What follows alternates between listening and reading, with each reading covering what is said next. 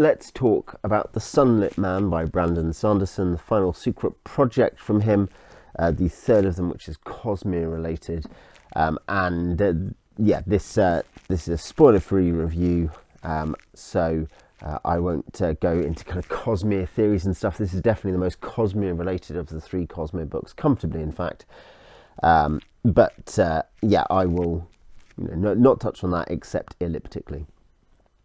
I thought Tress was okay. I thought Yumi was quite good. I think this is quite good too.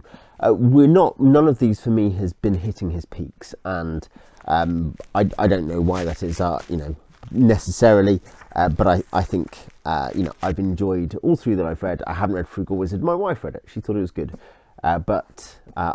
This is somewhere similar to Yumi for me. I might have enjoyed Yumi slightly more, but they're very similar. This is about a guy who turns up on a world where essentially the big thing seems to be that the sun moves, people have to flee in front of the sun, staying in the dark where, life dwells in the kind of twilight, and if they get caught by the sun, they die. That is all set up in the first chapter, so that is not a spoiler. But that's the general gimmick. This guy Nomad, and his voice in his head / kind of equipment multi-tool, who's called Oggs or Auxiliary. They're on the run from some people called the Night Brigade. Again, that's an early name, and they go to this place and they are they're attempting to get to the next place, but they don't have enough power. What's obvious is that Nomad, is from a technologically advanced civilization, or rather context within the Cosmere, and he is come to a world which doesn't have as much tech as he knows. He understands a lot more about how investiture works, the magic of the Cosmere, and stuff like that. He understands a lot more about that than the world around him. So he has knowledge, but he doesn't have lots of power, and a big thing is there's not very much time. There's a constant pressure of time in all kinds of ways, whether it's he's being chased by the Night Brigade, or people have to keep moving to get away from the full light of the sun, things like that. There's always this pressure of time. And basically, largely, and obviously he gets drawn into the struggles where there's a bad guy who's a sort of Randall Flagg type, who's ruling many humans, and has who's got like a little glowing thing in his heart, and who also has servants who have glowing things in their hearts. You can see a little picture of one of them on the bookmark.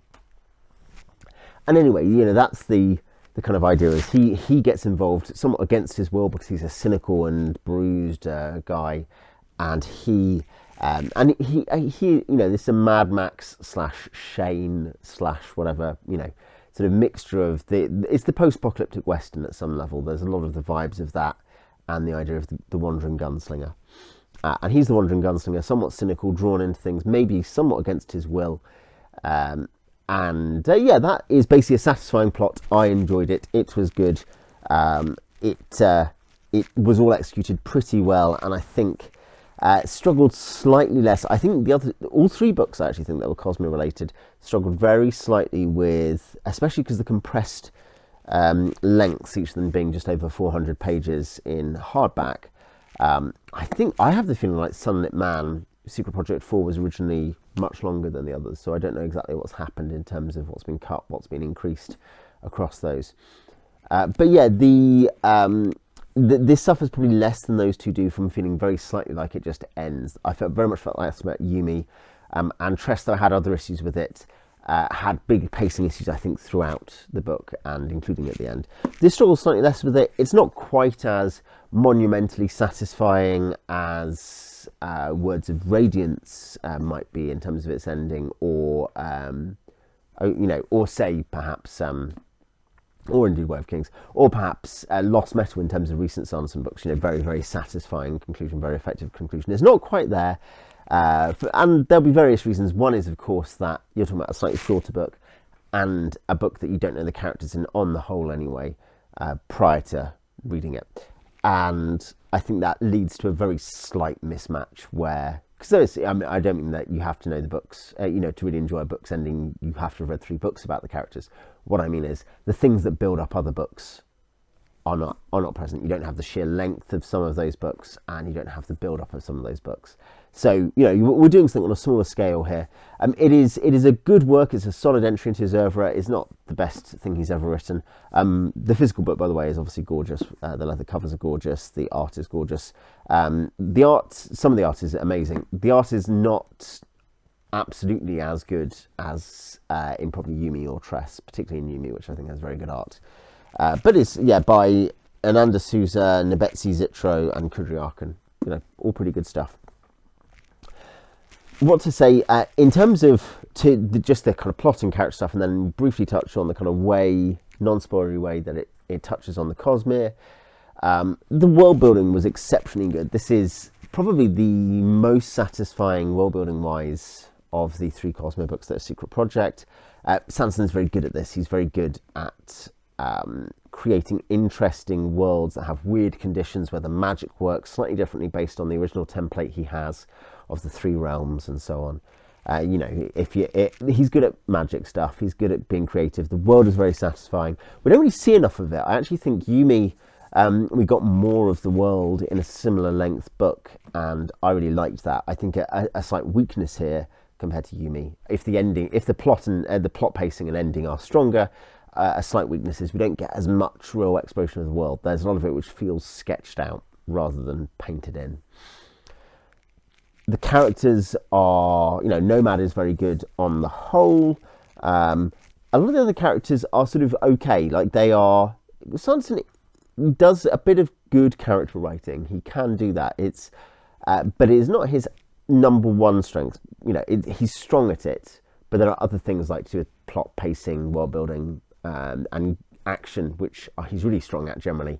And character is something he will be good at for some characters. And for Nomad, who's the main character, we get a good exploration and arc. For a lot of the secondary characters, including important secondary characters called Rebecca, Elegy, and others, they're kind of, even the most important ones are decent. I think it's, again, the compression of the book affects this, as probably also does his decisions about what he's focusing on, and the way he's trying to balance styles. And because this is partly also explains the limitations in world building description, not conceptual stuff, but the description, is that this is a much more action oriented book, say, than probably either Tress or Yumi. And that means that there are more scenes based on, let's have a fight, let's have a cool bit of action as he's trying to do something, he's trying to fix this or get there, let's find out.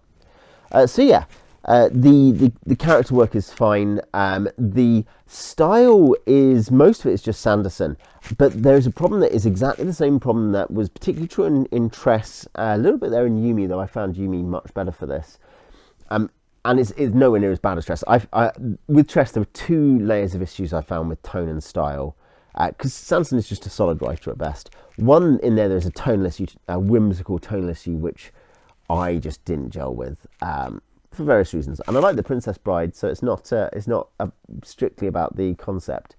But there's also a certain kind of forced habit of Brandon speaking to me about stuff, which maybe seemed to be excusable there. I think that was a defence offered, it was about the narrative voice, but which was very obviously Brandon Sanderson speaking, which I was just like, I get my philosophical fiction elsewhere generally. And I think here there are a couple of instances of that.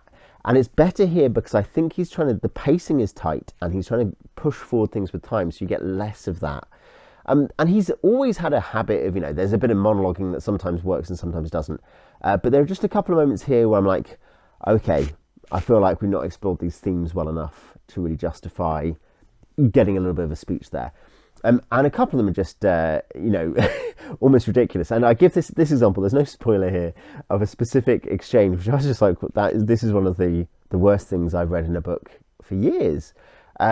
In terms of how it stylistically fit, not the sentiment. Basically, there's a thing where Nomad sees someone who's got dyed hair, and Nomad starts thinking about how some people would think this was insecurity, but actually this was really just this person strongly asserting their own confidence and identity through through how they dyed their hair. Except there's nothing there that seems to be anything to do with Nomad's character. It's not a particularly valuable contribution to the sum of human knowledge. Of course, we all know there are different reasons why people dye their hair or do anything. It was a very, very bizarre paragraph, as if Brandon had just decided what people really needed to know. Just let's stop the story for a second. We don't know anything about the character. It's not about Nomad's, how accepting he is of people who dye his hair. At last, someone fighting against the bigotry of against people who dye their hair. It's just Brandon deciding to express an idea he had about, it's interesting, isn't it, how we think about how people dye their hair. I'll put something down about that. And it should have been left on the cutting room floor. It is incredible. It's some of the worst self-insertion I've seen in years in terms of stuff I read. That is the worst example where I actually goggled at how out of place it was. But there are a few others like that where things don't seem quite earned. He's stumbling over a little bit over his desire to try to gel ideas and plot and character. And that at his best, he does exceptionally well, I think, without it being top tier philosophical fiction, but he does very well. And think about something like Way of Kings. And at worst, I think you get stuff here, I think, honestly. That wasn't enough to make it much worse. It didn't make me think, I did like this book until he said this thing about head. I don't care, like, whatever. It wasn't that obnoxious, but it's just very jarring to be drawn out of a book that is all about pace, all about time, to be drawn out every 10 pages or whatever it might be by some odd sentiment that isn't quite earned or isn't in its place. That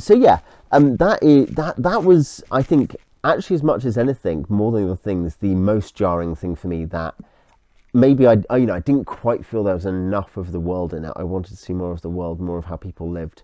But I understand the pacing decisions around that. There's a tough thing there. But I think stylistically, he's stumbling over stuff that possibly throughout the year of Sanderson he was stumbling over without having read Frugal Wizards. I don't know about that. In terms of, to very quickly give a summary of my thoughts of the year of Sanderson, given that people who are looking to read this are probably also looking to read the other two. I think it's pretty fun and pretty successful. I liked the packages I got. I liked the books I got. I think it will probably go down, assuming he has another 25 or 35 years of good writing ahead of him. Who knows? It will not go down as the highlight of his career. Maybe financially it will be, but I think it will go down as a really fun event. That was an interesting, bold thing where he was very generous to his community and his fans in lots of ways, and it was a cool thing. And I think it led to, I think, 2 quite good novels and 1 decent novel. In terms of the non-spoilery Cosmere stuff, this is interesting because we know there's no spoiler here that he wants to continue into the future technologically through different eras of books, in different worlds. He wants to go, we're advancing here. You see that, say, in Sixth of the Dusk, and you see that in terms of how, as in someone seeing advanced people. You see that in terms of a few other books as well. We can see, and to do with world hopping in general, the fact that you have people with different technological bases and people sharing knowledge over the different magic systems and creating, a beginnings of a scientific worldview. But yeah, I think there's a lot of that stuff that's already there. That is also explicit in terms of what he markets stuff on. Wanting to move into new eras on books and advance the worlds. And that's exciting. And this does a little bit of that without being particularly dramatic. What this does slightly more is set up, and I'll more or less leave this point at this, that Nomad is being chased by the Night Brigade. There are reasons he's being chased, obviously. And they link into the stuff that's happening in the Cosmere. They are part of a wider story, and that's obvious from the outset, first chapter, second chapter, whatever. That we are beginning to see events work out over a wider canvas than we have before, and that's really fun. I very much appreciated it and enjoyed that. You don't want to have too much the kind of wow, I enjoyed this because of all the references thing. But that isn't really what this does. This is actually setting up stuff that's integral to the character that affects that, so we care about it more, and I think that's good and successful. I don't know how far the degree to which it kind of makes me think, how's this going to affect other stuff? I don't know if that's good or bad. at this point. We'll see how other books go.